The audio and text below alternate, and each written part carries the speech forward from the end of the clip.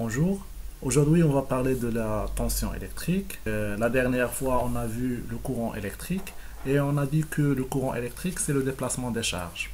Aujourd'hui on va découvrir pourquoi ces électrons du courant électrique ils vont se déplacer et on va répondre à cette question. Et pour répondre à cette question on va traiter l'exemple d'une cascade. Donc d'une cascade on constate qu'il y a un écoulement d'eau d'un point du haut vers le bas. Donc, pourquoi il y a cet écoulement d'eau? Parce qu'il y a une altitude, bien sûr. Donc, ou une pente. La pente, il permet l'écoulement de l'eau avec une certaine intensité. Donc, d'une analogie avec le courant d'eau, c'est la même chose pour le courant électrique. Pour le courant électrique, ici, l'altitude est une force qui va pousser les électrons dans les fils conducteurs d'un point A vers un autre point B. D'accord. Pour le concept de tension électrique, le concept c'est simple. Donc l'écoulement d'eau du haut de la cascade vers le bas est expliqué par la différence d'altitude, c'est-à-dire qu'il n'y a pas de symétrie entre le haut et le bas de la cascade.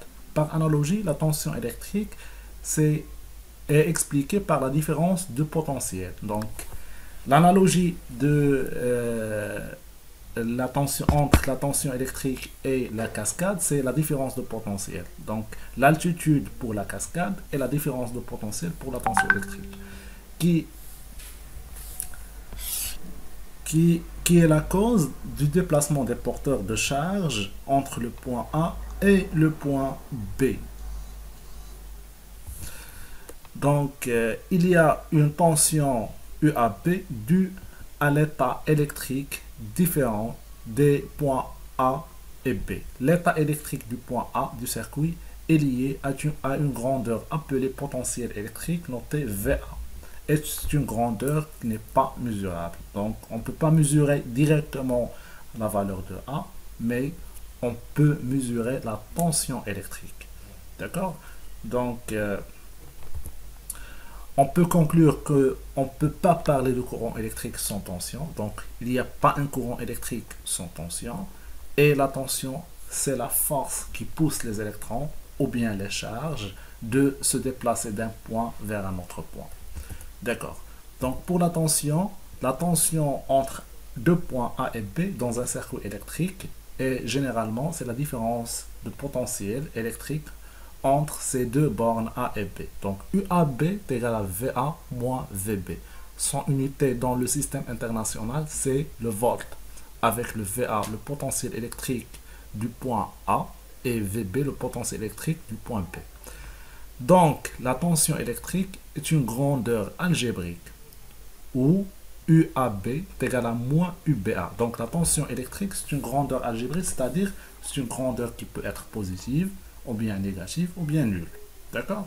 Donc, et la UAB, c'est pas UBA. Donc, UAB, c'est moins UBA. C'est comme les vecteurs en maths. Donc, comment on va représenter la tension électrique? La tension électrique, par convention, on va la représenter par une flèche. Donc, la flèche UAB il pointe sur le point A. Donc, UAB, l'extrémité du UAB, c'est le point A. Donc, pour la mesure, pour mesurer la tension électrique, on va utiliser un appareil de mesure, c'est le voltmètre, qu'on va le symboliser par cercle. À l'intérieur de ce cercle, il y a la lettre V qui symbolise le voltmètre. Donc, le voltmètre, généralement, il est monté en parallèle.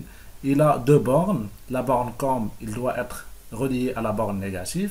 Et la borne V, il va être relié à la borne positive. Donc, le schéma ici explique comment on doit brancher le voltmètre. Le voltmètre, comme j'ai dit, il doit être branché en parallèle. Le COM va être relié à la borne négative et la borne V, il va être relié à la borne positive. D'accord?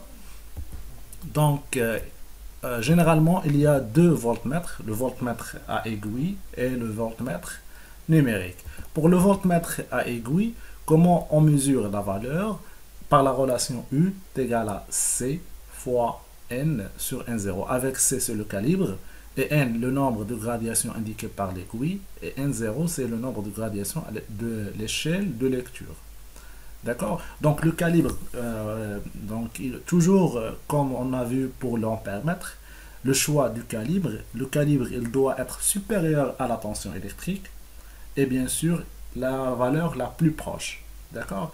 Donc toujours on commence par le calibre le plus grand, après on ajuste pour avoir le meilleur calibre qui donne la meilleure déviation de l'aiguille du voltmètre.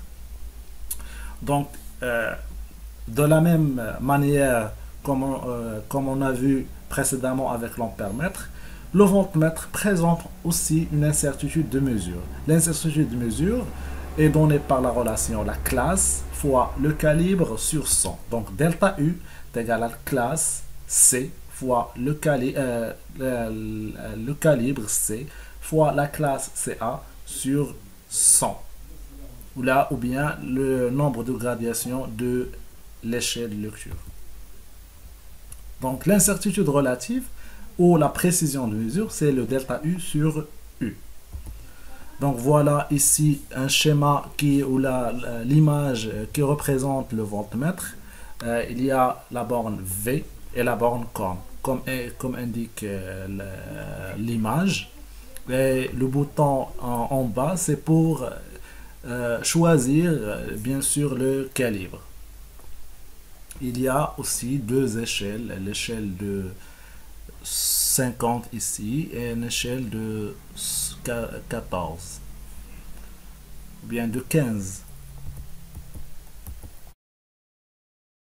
Le voltmètre numérique, le multimètre, donne la valeur directement sur l'écran. On n'a pas besoin d'utiliser la formule U est égal à C fois N sur N0. Donc le voltmètre il nous indique la valeur directement. Donc remarque, pour déterminer la valeur de potentiel d'un circuit, on doit choisir un point de référence. C'est ce qu'on appelle la masse. La masse, c'est le point, par convention, son potentiel est nul. C'est le point M avec le potentiel Vn est égal à 0. Donc la tension ici UNM est égal à Vn moins Vm. Et comme Vm est égal à 0, donc UNM est égal à Vn. Donc la mesure de la tension UNM donne la valeur du potentiel électrique Vn. D'accord? Et par convention toujours, il faut relier la borne COM avec la masse pour avoir cette valeur. D'accord? Et je vous remercie pour votre attention. Ce sera la première partie de la leçon et on va voir la deuxième partie par la suite.